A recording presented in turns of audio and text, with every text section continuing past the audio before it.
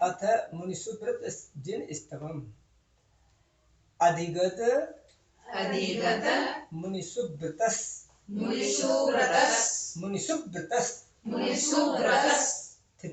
स्थितिर मुनिवृषभो मुनि सुब्रतो नघ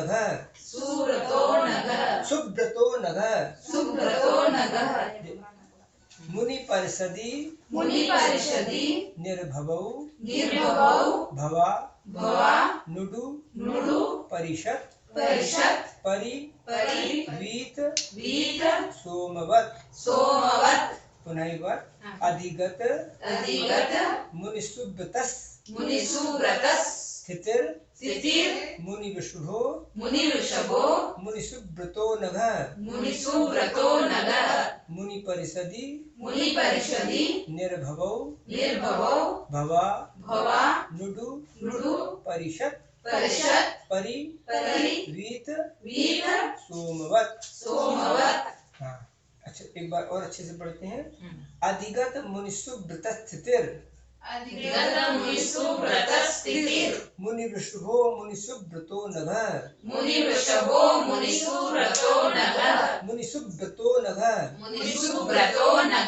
मुनि परिषदि निर्भवौ भवानुडु परिषद परिवीत सोमवत्। हाँ, क्या कहते हैं, अर्थ करें इसको। अधिगत मुनिसुव्रत स्थिर, देखिए क्या है, बार बार बोल रहा हूँ। सुब्रत, सु के बाद व्रा आ गया है तो वहां पर दुत्त करना है। और ता के बाद सा आया है तो सा तक जाना है। और ई से पढ़ा जाने वाला सा है तो इसलिए स्थितिर बोलना, स्थितिर नहीं बोलना है।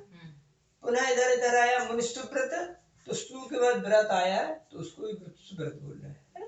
इस तरह से पढ़ा जाता है।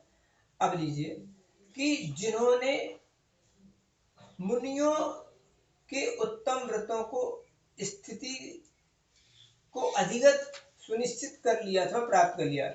मुनियों के जो व्रतों की स्थिति को, मतलब मुनियों के जो स्थान को प्राप्त कर लिया है, ऐसे मुनिवृषभ मुनियों में जो श्रेष्ठ हैं और जो अनघ तक अग बोलते पाप को, तो 4 घातिया कर्म रूपी पाप से जो रहित हो गए, अनघ अर्थात पाप, अनघ अर्थात जो पाप से रहित हो गए हैं।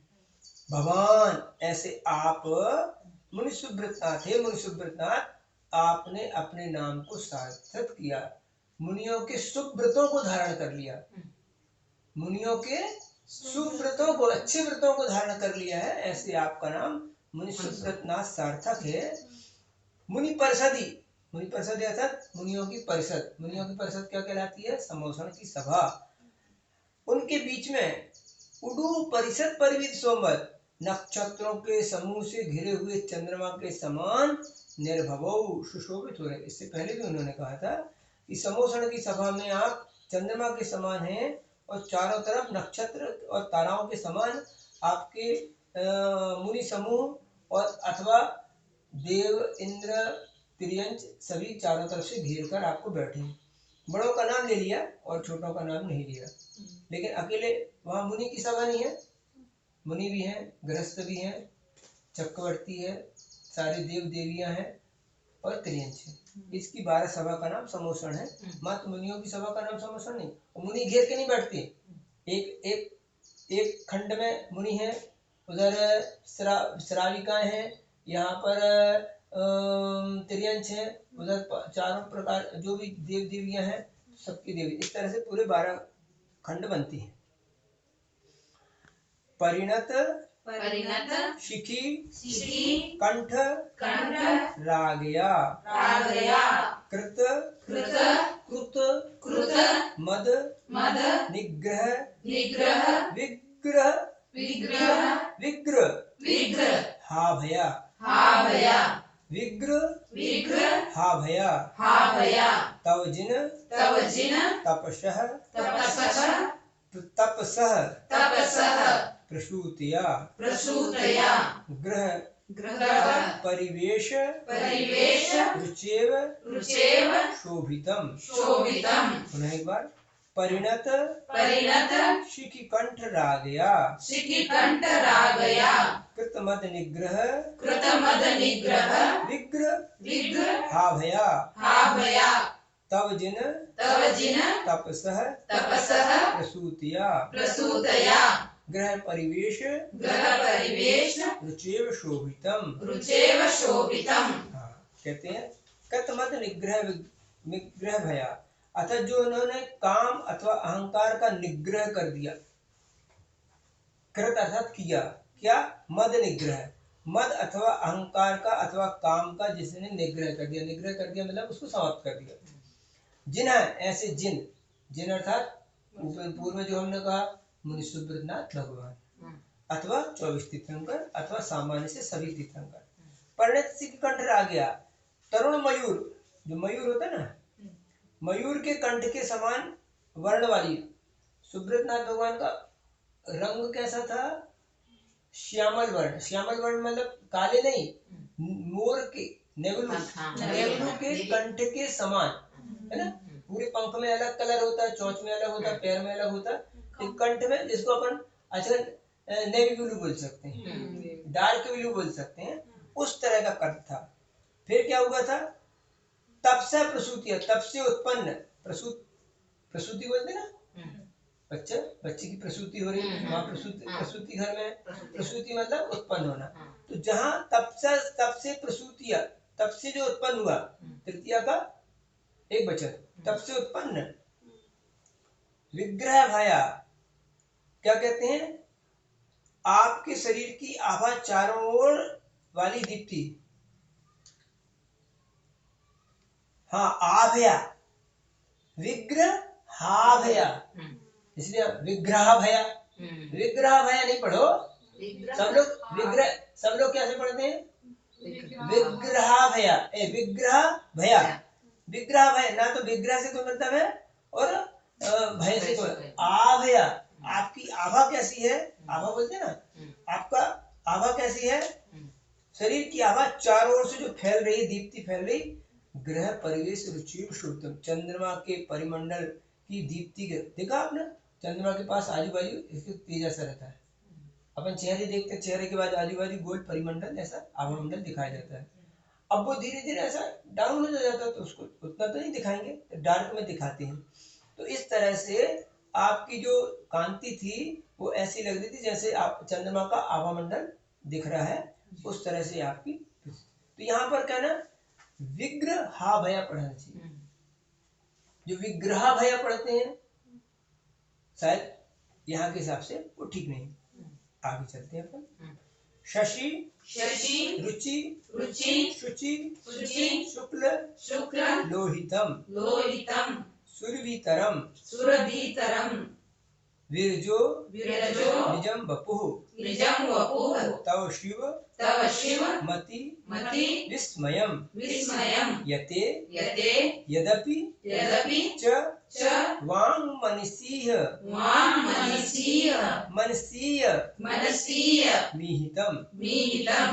एक बार, शशि रुचि शुचि शुक्ल लोहितम सुरभितरम विरजो निजम वपुः तव शिव मति विस्मयम् यते यदपि च वाङ् मनसीय मीहितम्। हाँ, इसका अर्थ करते हैं अपन। यते, हे यति राज, मुनिराज, क्या है? मौनम साधयति थी मुनि, यत्न कर रहे हैं यति, ऋषि, रिद्धिधारियों को ऋषि मुनि यति अनगार। ऋषि किसको बोलेंगे? रिद्धिधारी हैं, और यति अर्थात यत्न करने वाले। मुनि मौनम को शादी करते हैं, यदि ऐसे अर्थ करते हैं। तो जो यत्न में लीन है, मतलब पुरुषार्थ कर रहे हैं।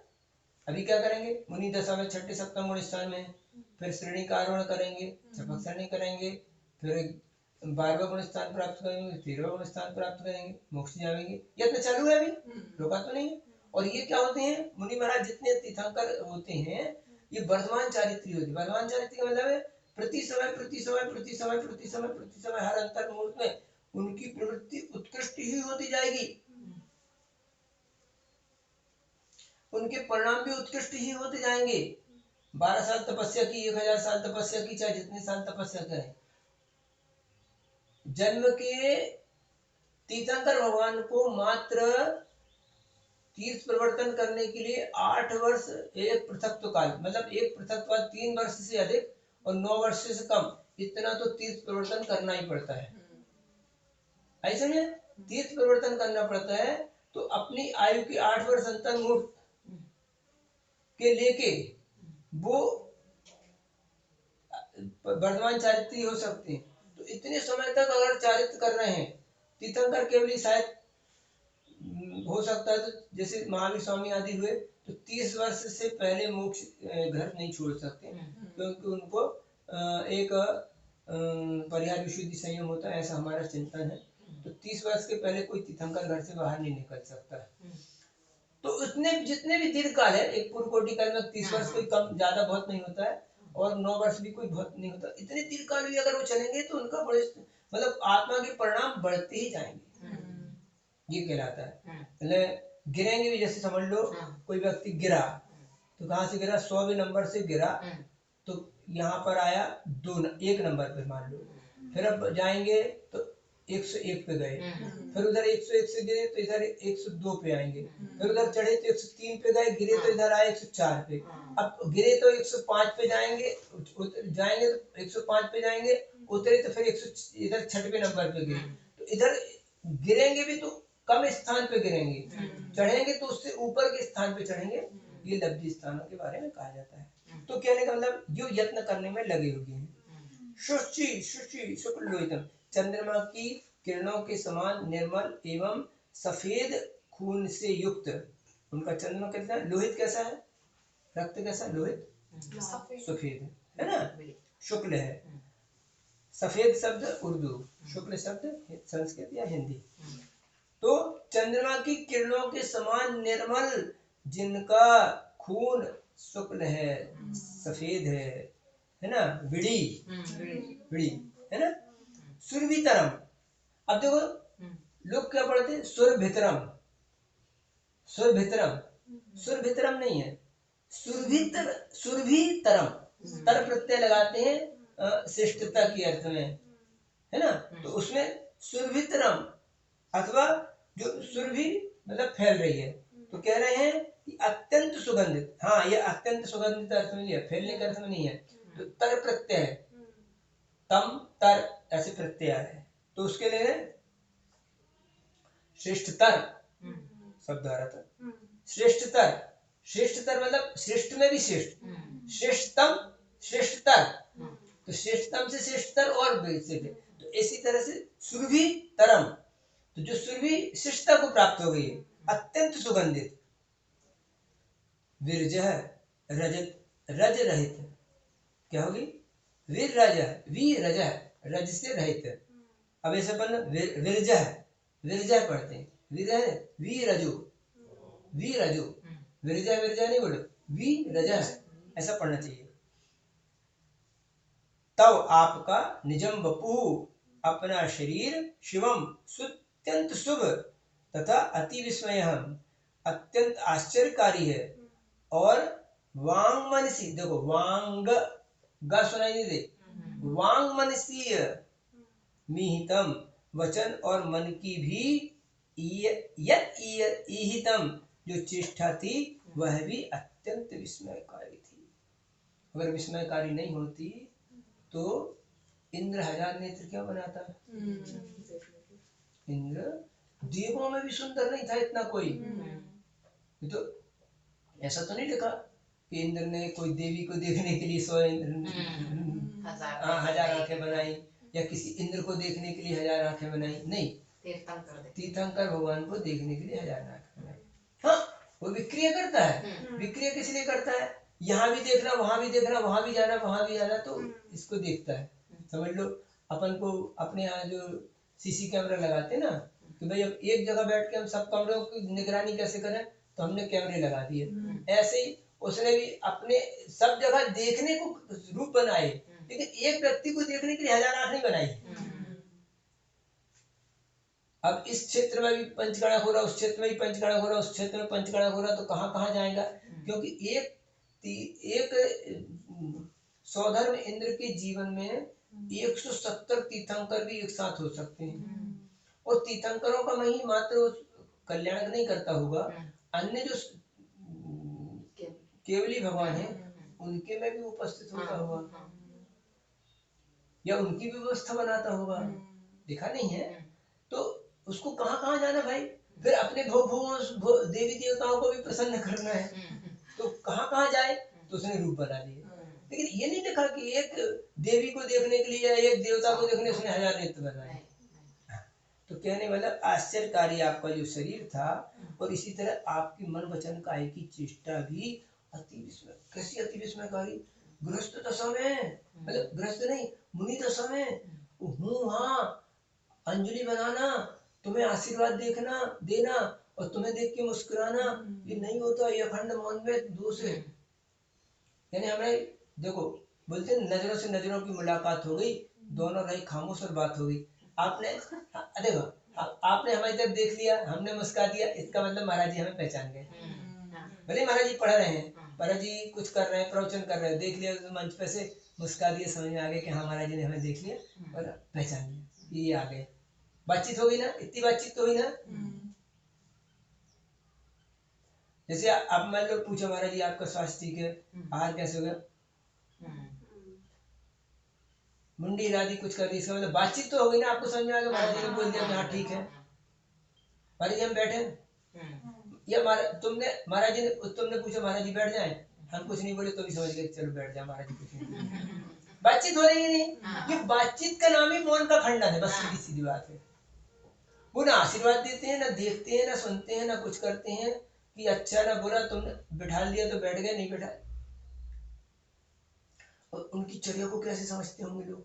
वो इसीलिए तीर्थंकरों की या मुनि महाराजों की आहार आदि चर्या में अच्छे होते हैं कि वो महाराज बोल नहीं रहे, उनकी यथालब्ध चर्या है, जितना जितना जो जो समय पे जैसा जैसा देते जाओगे वो खाते जाएंगे। हाँ, अपन ने दूध नहीं चाहिए, हाँ, पानी, दाल, अच्छा मट्ठा चाहिए तो मट्ठा के लिए हाथ खोल दिया, बाकी सबके लिए मना किया।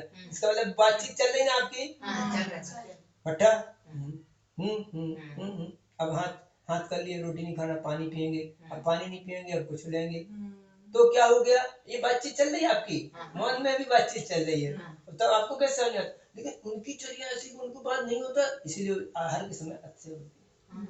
बाकी ना महाराज जी ध्यान करते कभी पुष्पवृष्टि नहीं होती, होती क्या पंचाशत तपस्या करने में पंचाशत नहीं होती, आहार के समय। और अभी एक और दिमाग में आया, वहाँ देखो आहार में एक व्यक्ति की विशेषता नहीं है, वहां रहने वाले 1, 2000, 5000 कितने लोग रहते होंगे उस समय आहारचर्या में।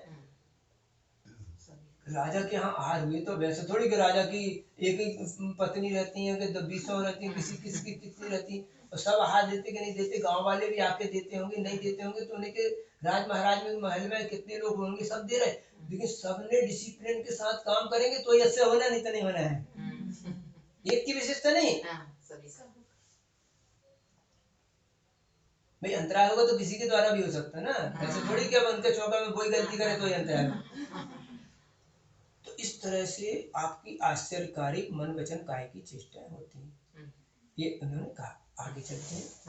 स्थिति स्थिति स्थिति स्थिति लोग बोलते हैं ई से नहीं बोलना चाहिए, लेकिन ये ई से पढ़े जाने वाली ही सा है। कातंत्र व्याकरण में और या अन्य व्याकरणों में ई से पढ़े जाने वाले सा का नाम उल्लेख आता है। स्थिति जनन निरोध लक्षणम चर मचरम च जगत प्रतिक्षणम इति जन सकलज्ञ लांछनम वचनमिदं वदताम वरस्यते। फिर से पढ़ते एक बार। स्त्री जनन निरोध लक्षणम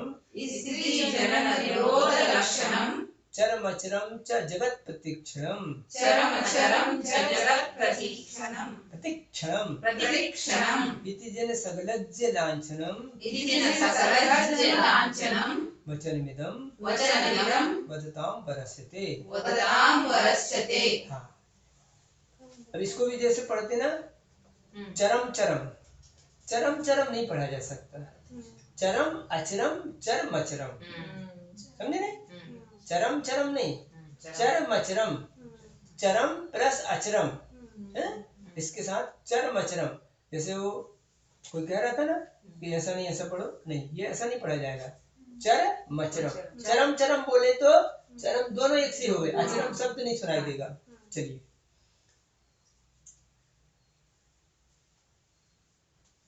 जिन हे मुनि सुब्रत जिनेन्द्र, चर चरम अर्थात चेतन और च अचेतन, हिंदी में क्या बोलते हैं? चरम और अचरम। संस्कृत में होता है चरम अचरम च, संस्कृत में ऐसा बोला जाता है, चर चरम अचरम च बाद में लगता है।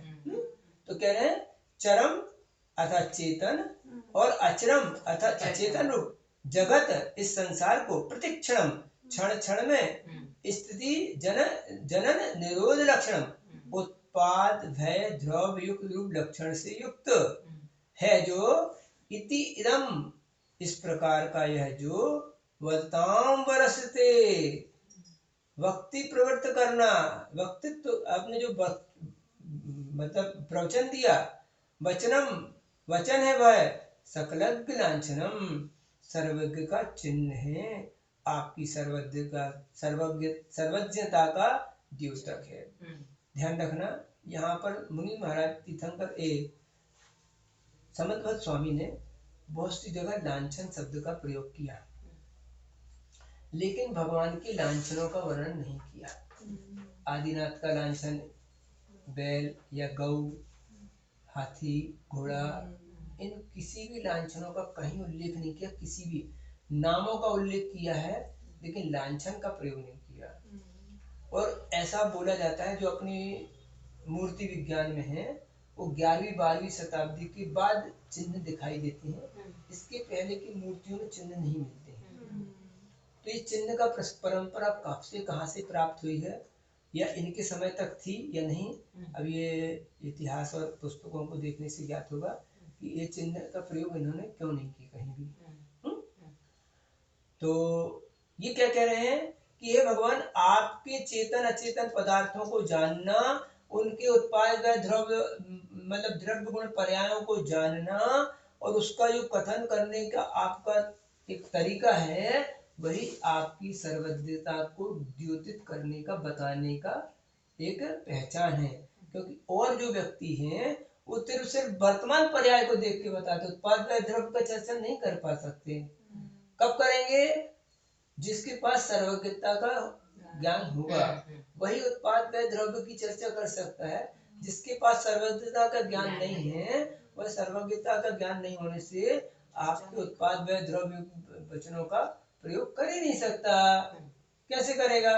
हमें तो जो दिख रहा है बस आपको आप ही जानेंगे ना, कल क्या हो गया हम बता सकते क्या? नहीं बता सकते। हाँ, बादल देख के बारिश की घोषणा भविष्य कर सकता है कि हाँ बादल तो बोले भविष्य पानी बरसेगा, ऐसे तो कोई भी कर सकता है, लेकिन होगा ही तो ठीक, नहीं हुआ मैं तो अनुमान लगाया था, अब फेल हो गए। जैसे वो क्रिकेट में करती ना, या तो मैच जीतेंगे या तो मैच हारेंगे, नहीं हो तो ड्रा तो हो गई होगा। तो ऐसा तो कोई भी कर सकता है। एक्सपर्ट कमेंटेटर ऐसी तो कमेंट्री करते हैं, ऐसी कमेंट्री तो कोई भी कर सकता है। जीतेंगे नहीं तो हारेंगे, नहीं तो ड्रा तो होनी है ना, बरोबर भी जाएगा मैच। तो ऐसी भविष्यवाणी करना अलग वस्तु है। चलिए, दुरितमल कलंक मस्तकम निरुपम योग बलेन निर्दहन अभव दभव